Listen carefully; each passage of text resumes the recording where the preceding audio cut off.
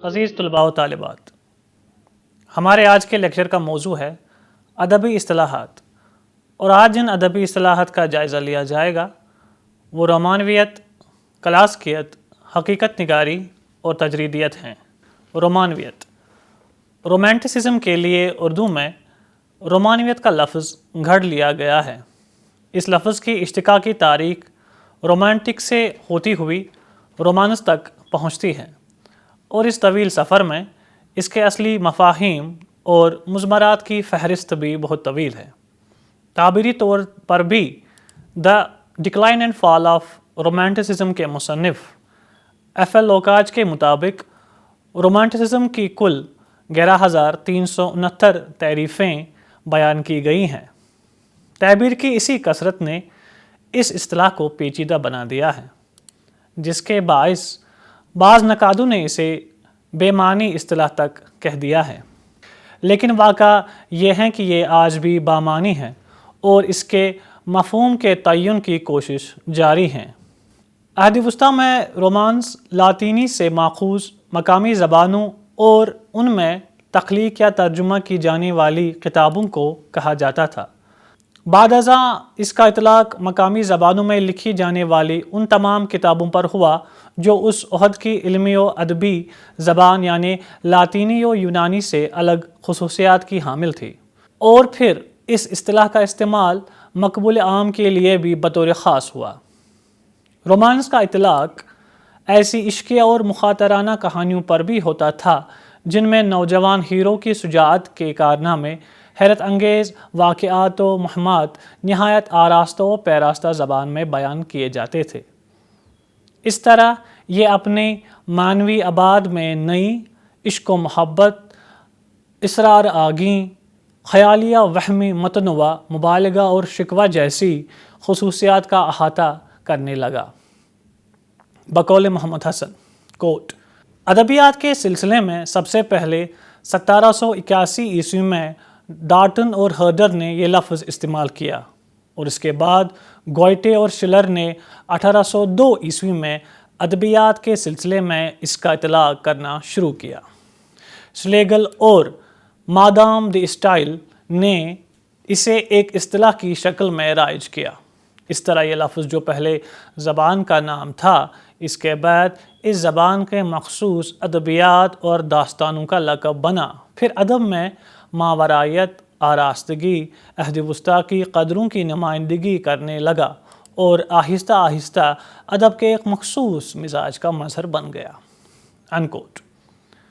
رومانویت ادب کا ایک خاص کردار بھی ہے، اور 18ویں صدی کے اواخر میں کلاسیکیت اور نو کلاسیکیت کی ضابطہ بندی اور اقلیت کی زائدہ روشن خیالی کے رد عمل کے طور پر ابھرنے والی تحریک بھی ہے۔ رومانوی تحریک کی بنیادیں استوار کرنے میں روسو کے سیاسی، معاشراتی اور تعلیمی نظریات کی اشاعت اور انقلاب فرانس نے اہم کردار ادا کیا۔ روسو نے مغربی تہذیب کے تصنع اور سخت گیر ضابطوں کے خلاف حریت اور اخوت و مساوات کا نعرہ بلند کیا۔ خصوصاً اس کے یہ الفاظ: انسان آزاد پیدا ہوا ہے مگر جہاں دیکھو وہ پابہ زنجیر ہے، رومانوی تحریک کا مطلع قرار پایا ہے۔ اس نے عقل پر جذبے کو فوقیت دی اور انسانی مسرت کے لیے بعض گزشت بفطرت کا نسخہ تجویز کیا، جو بعد میں ورڈزورتھ کے نظریے کی اساس اور رومانوی ادیبوں کا نصب العین قرار پایا۔ رومانویت کی تحریک کو جرمنی اور انگلستان میں کافی فروغ ملا۔ جرمنی میں گوئٹے اور شلر نے اپنی تخلیقات میں جہاں آفاقی حسن ابھارا، وہی کانٹ، فسٹے، شیلنگ اور ہیگل نے رومانویت کا رشتہ مابعد طبیعیات کے ساتھ جوڑ دیا۔ ان لوگوں کے افکار سے ذہن انسانی کو جو عروج حاصل ہوا، اس کے اثرات ادب پر بھی مرتب ہوئے۔ انگلستان میں ورڈزورتھ نے شدید جذبات کے اظہار کو شاعری کا نام دیا اور فطرت سے روحانی رشتہ قائم کیا۔ کولرج نے فطرت کے اسرار و تحیر میں رومانی کشش محسوس کی، اور والٹر اسکاٹ نے ماضی کی تجدید کر کے رومانویت کو پروان چڑھایا۔ اس کے علاوہ بائرن، کیٹس اور شیلی نے بھی انگلستان میں رومانویت کو استحکام بخشا۔ اسی طرح فرانس میں رومانویت کو الفراد دیویگنی، وکٹر ہیگو اور لامارتین نے عام کیا۔ ان کے یہاں انفرادیت اور انانیت کا رجحان قوی تر ہے۔ رومانوی فنکاروں کے جذب و احساس کی شدت نے جہاں ان کے کلام میں وجد و سرور کی کیفیت پیدا کر دی، وہی ان کی جدت پسندی نے فن کے مروجہ سانچوں کی شکست و ریخت بھی کی۔ رومانوی تحریک کے مطالعے سے یہ بات واضح ہوتی ہے کہ مختلف ملکوں میں اس کی نوعیت مختلف رہی ہے، اور پھر ان سے منسلک شعراء و ادبا کا تخلیقی رویہ بھی منفرد رہا ہے۔ ہاں، ان کے یہاں تخیل، جذبہ، انفرادیت اور رمزیت قدر مشترکی حیثیت رکھتی ہیں۔ اسی کے پہلو بہ پہلو رومانویت محض منفی تخلیقیت، ماورائیت اور انفعالی خصوصیت سے ہی عبارت نہیں، بلکہ رومانویت میں کوٹ حقیقت کا بڑا گہرا شعور اور آگہی ملتی ہے۔ یہ وہ شعور اور آگہی ہوتی ہے جو انہیں موجودہ دنیا سے بیزار کرتی ہے اور ایک نئی دنیا کی تعمیر کا حوصلہ دیتی ہے۔ اسی لیے رومانویت میں حقیقت کے نئے سرے سے تعین کی کوشش ملتی ہے۔ رومانویت میں انسان کی غیر معمولی صلاحیتوں اور امکانات پر اعتماد ملتا ہے۔ رومانی تخیل کو کام میں لا کر ایک نئی دنیا تلاش کرتے ہیں، اس کا نقشہ بھی پیش کرتے ہیں۔ رومانویت کا یہ تصور ہر بڑے اور عظیم ادب میں ملتا ہے۔ انکوٹ۔ گرچہ اپنی انتہا پسندی کے باعث رومانوی تحریک زوال کا شکار ہو گئی، لیکن اس سے یہ ضرور مترشح ہوتا ہے کہ رومانویت انسانی طبیعت کا ایک خاص رجحان ہے، جو نہ حقیقت پسندی کی نقیض ہیں اور نہ کلاسیکیت کی ضد، جس کا وجود ادب کے شعبے میں تحریک سے پہلے بھی موجود تھا اور تحریک کے بعد بھی۔ رومانویت اور کلاسیکیت دونوں کے متوازن اور حسین امتزاج سے ہی بڑا فن پارہ وجود میں آتا ہے۔ کلاسیکی فن پاروں میں جو سیال تخلیقیت، حیرت انگیزی اور فینٹیسی کا عمل دیکھنے کو ملتا ہے، اس کے پیچھے رومانوی ذہنیت ہی روبہ عمل ہوتی ہے۔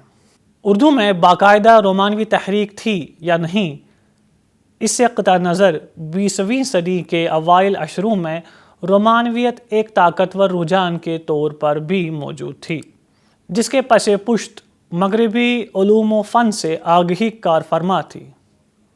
محمد حسین آزاد کی رنگین نثر اور شبلی کے اسلوب میں بھی رومانوی آہنگ کار فرما ہے۔ اقبال کی مثالیت پسندی اور مولانا ابوالکلام آزاد کی انانیت پسندی اور جذباتی شدت پر بھی رومانویت ہی کا اثر ہے۔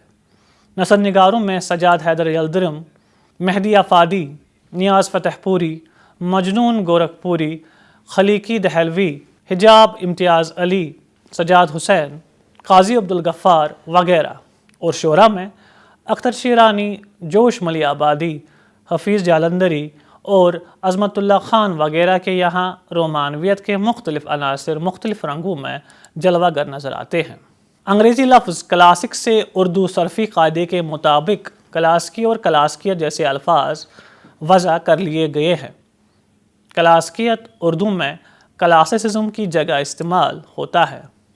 دنیائے ادب و فن میں کلاسک کا تصور تو عہد قدیم سے ہی قائم رہا ہے، لیکن کلاسیکیت کی اصطلاح دور جدید کی ایجاد ہے۔ بقول یوسف سرمست، کوٹ، کلاسیکیت یا کلاسیسزم کی اصطلاح نہیں ہے، یہ اصطلاح 19ویں صدی میں رواج پاتی ہے۔ اٹلی میں 1818 عیسوی میں، جرمنی میں 1820 عیسوی میں، فرانس 1822، روس 1820 اور خود انگلستان میں یہ اصطلاح سب سے پہلے 1831 عیسوی میں استعمال ہوئی۔ اس طرح اس اصطلاح میں قدامت، اعلیٰ درجے اور سنت کا مفہوم ہر جگہ مشترک رہا۔ انکوٹ۔ اس اصطلاح کی مختلف تعبیریں کی جاتی رہی ہیں۔ بالعموم یونان و روم کی قدیم تخلیقات اور ان کے فنکاروں اور ناقدوں کی خلق کردہ شعریات کی پیروی کلاسیکیت کہلاتی ہے۔ کبھی اس کا استعمال رومانویت کی ضد کے طور پر بھی کیا جاتا ہے۔ اس کے علاوہ ہر قوم اپنے قدیم ادبی سرمایے میں مشتمل فنی معایر کو کلاسیکی سے تعبیر کرتی ہے۔ یونان قدیم کی فنی تخلیقات اپنے عظیم الشان موضوعات اور دلکش انداز بیان کے باعث عمومی اور آفاقی اپیل رکھتی تھی، جنہوں نے نہ صرف اہل روم کو تقلید پر راغب کیا بلکہ یورپ میں عرصہ دراز تک فنی معیار کا کارنامہ انجام دیتی رہی۔ حیت پسندی، خدامت پرستی، اقلیت، تنظیم، اصول پسندی اور اعتدال کلاسیکیت کے نمایاں خد و خال ہے۔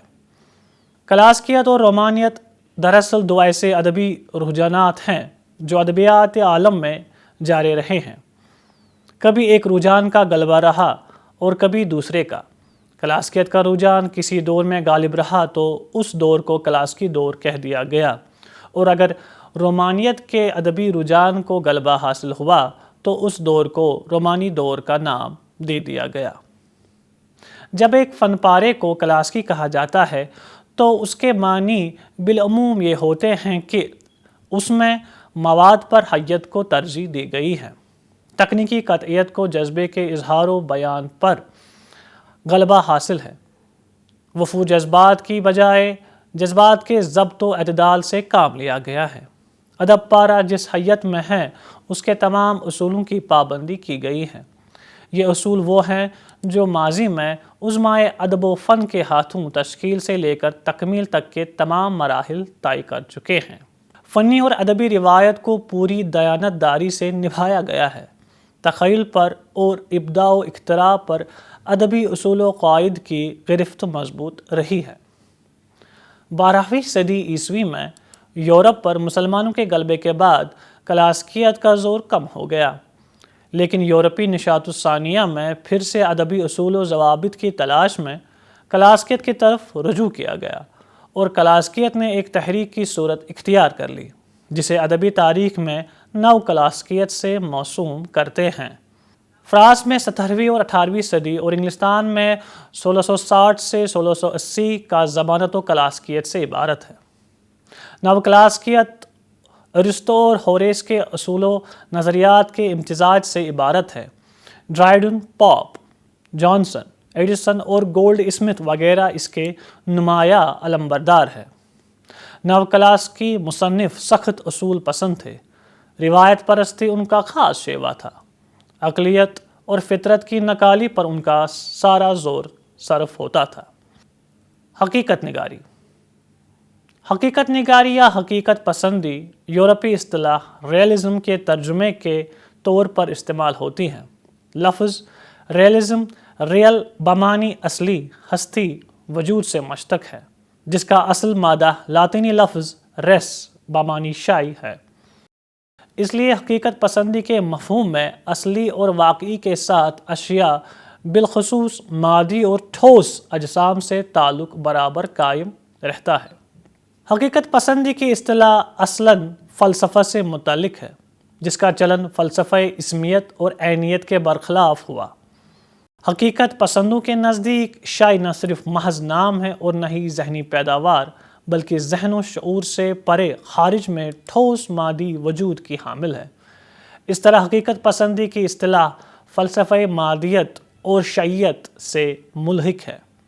19ویں صدی کے وسطی اشروں میں حقیقت پسندی نے بطور ادبی اصطلاح فرانس میں رواج پایا۔ سب سے پہلے فرانسیسی ادیب شان فلوری نے حقیقت نگاری کو بطور تحریک متعارف کرایا۔ حقیقت پسندی فلسفہ میں مختلف مکاتب فکر کے نزدیک مختلف نوع مفاہیم کی حامل رہی ہے۔ مفاہیم کی سیالیت اور تعبیر کی کثرت دنیائے ادب و تنقید میں بھی حقیقت نگاری کے ساتھ وابستہ ہے، حتیٰ کہ بعض ناقدوں نے تعبیری کثرت کے باعث حقیقت پسندی کے ساتھ مختلف سابقوں، مثلاً خارجی حقیقت پسندی، داخلی حقیقت پسندی، نفسیاتی حقیقت پسندی، رومانی حقیقت پسندی، تنقیدی حقیقت پسندی، اشتراکی حقیقت پسندی وغیرہ کا استعمال کیا ہے۔ اردو تنقید میں بھی حقیقت پسندی کی اصطلاح معنوی نیرنگی کی حامل ہے۔ بقول خلیل الرحمن اعظمی، کوٹ، مغرب سے آئی ہوئی دوسری اصطلاحوں کی طرح یہ اصطلاح بھی جب ہمارے یہاں فیشن کے طور پر رائج ہوئی تو کیا ادیب، کیا نقاد، کیا شاعر اور افسانہ نگار سب نے اپنے اپنے طور پر اس کے معنی پہنچائے۔ نتیجہ یہ ہوا کہ آج اشتراکی اور عوامی ادب سے لے کر فرائیڈی ادب تک اور اسلامی اخلاقی ادب سے لے کر فحش ادب تک تخلیق کرنے والوں میں سے ہر ایک کا دعویٰ ہے کہ وہ حقیقت پسند اور حقیقت نگار ہے۔ ایسی صورت میں حقیقت نگاری یا حقیقت پسندی کے بجائے حقیقت پسندیاں یا حقیقت نگاریاں کی اصطلاح وضع کرنا پڑے گی۔ انکوٹ۔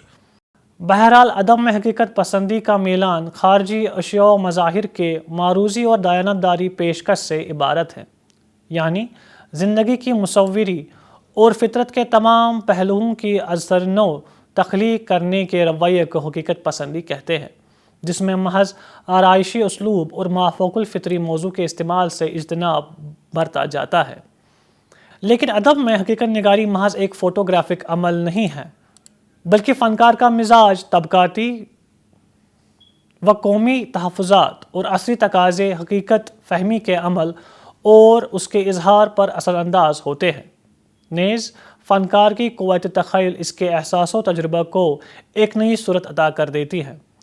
فنی حقیقت اصل حقیقت سے مختلف تو ہوتی ہے، منقطع نہیں، بلکہ اصل سے زیادہ جاذب نظر اور بامعنی ہوتی ہے۔ بقول قمر رئیس۔ کوٹ: کہانی میں زندگی کا شائبہ پیش کرنے والی جو ایک آزاد دنیا خلق کی جاتی ہے، وہ خارجی دنیا کا عکس ہونے کے باوجود اس سے زیادہ حقیقی، زیادہ دلچسپ اور زیادہ معنی خیز اس لیے ہوتی ہیں کہ فنکار اپنے شعور و تخیل کی مدد سے اس میں ظاہری حقیقتوں اور اس کے پیچھے بروئے کار حقیقتوں کے درمیان رشتہ تلاش کر لیتا ہے۔ انکوٹ۔ حقیقت پسند فنکار محض زندگی کی تصویر ہی پیش نہیں کرتا، بلکہ اس عمل کے پس پشت ایک مخصوص تاریخی تناظر اور خود اس کا اپنا زاویہ نگاہ بھی شامل ہوتا ہے۔ موضوع جتنا زندگی انگیز ہوگا، فنکار کا رویہ حقیقت کے تعلق سے اتنا ہی واضح اور صحت مند ہوگا۔ حقیقت نگاری کے رجحان کو تقویت پہنچانے میں صنف ناول کے فروغ نے کارہائے نمایاں انجام دیے ہیں۔ ناول اپنی حیت میں حیات و کائنات کے سارے رزم، قہرمانی اور شادمانی، شکست و ریخت اور فتح و کامرانی کو ایک خودگیر حیاتی قماش میں پیش کرنے کی صلاحیت رکھتا ہے۔ فرانسیسی ناول نگار بلزاک فلابیر نیز 19ویں صدی کے روسی اور انگریزی ناول نگاروں کے یہاں حقیقت پسندی کا عنصر نمایاں ہے۔ اردو میں پریم چند نے اپنے ناولوں اور افسانوں کے ذریعے حقیقت نگاری کو فروغ دیا۔ پریم چند کا افسانہ کفن حقیقت نگاری کی روایت میں ایک اہم میل کا درجہ رکھتا ہے۔ پریم چند کے علاوہ سعادت حسن منٹو اور عصمت چغتائی نے حقیقت نگاری کو فروغ دینے میں نمایاں رول ادا کیا۔ حقیقت پسندی 19ویں صدی کے درمیانی عشروں سے تابحال ایک مستقل رجحان کی حیثیت رکھتی ہے، اس لیے اس کے متنوع میلان اور اسالیب نے رواج پایا، جن میں فطرت پسندی، تنقیدی حقیقت نگاری اور اشتراکی یا سماجی حقیقت نگاری جیسے رجحانات کی نمایاں حیثیت ہے۔ تجریدیت کی اساس اس نقطۂ نظر پر مبنی ہے کہ آنکھ جو کچھ دیکھتی ہے، فن کی موروثی مقصودیت اس کا صادق عکس پیش نہیں کر سکتی۔ تجرید تجسیم کی الٹ ہے، ایک ایسا ہیولہ ہے جس میں جسم سایوں اور پرچھائیوں میں ڈھل جاتا ہے اور اس کی بیشتر انفرادی جزیات نظروں سے اوجھل ہو جاتی ہیں۔ مغربی مفکرین نے تجریدیت کا بنیادی فلسفہ افلاطون کے نظریات میں تلاش کیا ہے۔ چنانچہ بقول ہربرٹ ریڈ، کوٹ: افلاطون نے صرف مجسم چیزوں کو ہی حسین قرار نہیں دیا، بلکہ مستقیم خطوں اور دائروں کو بھی جمالیاتی پیکر قرار دیا ہے۔ انکوٹ۔ فرانس اور جرمنی میں مصوری کی ایک اہم تحریک مکعبیت کی اساس افلاطون کے اس نظریے پر قائم ہوئی اور پابلو پکاسا، کینڈنسکی اور ہنری ماتیس وغیرہ نے اس تحریک کے زیر اثر عالمی شہرت کی تخلیقات پیش کی اور تجسیم کاری پر ضرب لگائی۔ ادب پر پکاسو کی مکعبیت کا بالواسطہ اثر یہ کہ علامت جو پہلے بھرے ہوئے جسم میں سامنے آتی تھی اب کھوکھلی ہو گئی اور اس کا تجسیمی روپ ختم ہو گیا۔ فنکار اپنے تخلیقی عمل سے کردار کے مجسم مجازی روپ کو بالعموم علامت میں ڈھالنے پر قادر ہوتا ہے، لیکن تجرید میں علامت بھی مجرد صورت اختیار کر لیتی ہے اور یوں تجریدیت کسی ایک تناظر کو پیش کرنے کے بجائے بیک وقت کئی تناظروں کا احاطہ کر لیتی ہے۔ تجرید چونکہ بے چہرہ اور بے روپ ہوتی ہے، اس لیے اس میں غزل کی طرح عمومیت کے عناصر زیادہ ہیں۔ تجریدی فن پارے کے عقب سے چہرے کو تلاش کرنا بہت مشکل ہوتا ہے۔ چنانچہ معاشرے میں جب سیاسی جبر غالب آ جاتا ہے تو ادیب عامۃ الناس تک اپنا رد عمل مستقیم انداز میں پہنچانے کے بجائے نسبتاً تجریدی انداز اختیار کر لیتا ہے اور معروض کو ہائیولوں اور پرچھائیوں میں یوں چھپا دیتا ہے کہ حقیقت کا چہرہ پوری طرح واضح نہیں ہو پاتا، مفہوم قاری تک پہنچ جاتا ہے، لیکن احتساب ادیب کو گردن زدنی قرار دینے سے قاصر رہتا ہے۔ تجریدیت یورپ کی اہم فنی تحریکوں میں شمار ہوتی ہے۔ Thomas Mann, George Orwell, James Joyce, Eugene O'Neill بیشتر علامت نگاروں نے تجرید کے کامیاب تجربے کیے ہیں۔ کافکا کا ناول دی ٹرائل میں تجرید کو زیادہ پختگی سے استعمال کیا گیا ہے، چنانچہ اس نے اپنی تخلیقی افتاد کو سایوں اور پرچھائیوں کی پر اسرار دنیا میں اس خوبی سے ڈالا ہے کہ اس کی تقلید کرنا مشکل ہو گیا۔ اب کافکا کو ہی تجریدیت کا نقطۂ معراج تصور کیا جاتا ہے۔ کامیاب تجرید نگاری کے لیے محنت اور ریاض زیادہ کرنا پڑتا ہے۔ یہی وجہ ہے کہ صرف بڑا فنکار ہی تجرید میں کامیاب تخلیق پیش کر سکتا ہے۔ تجرید کا تعلق چونکہ حیت اور ابلاغ کے ساتھ زیادہ ہے، اس لیے اسے کسی مخصوص زمانے کے ساتھ منسوب کرنا ممکن نہیں۔ چنانچہ تجریدیت اب باقاعدہ تحریک نظر نہیں آتی، لیکن مغربی مصنفین کے تجریدی فن پاروں کی تقلید دنیا بھر کے ادب میں ہو رہی ہے، اور کہا جا سکتا ہے کہ اس تحریک کا فیضان ابھی تک جاری ہے۔ اسی کے ساتھ آج کا یہ لیکچر اختتام کو پہنچتا ہے۔ اجازت دیجیے، خدا حافظ۔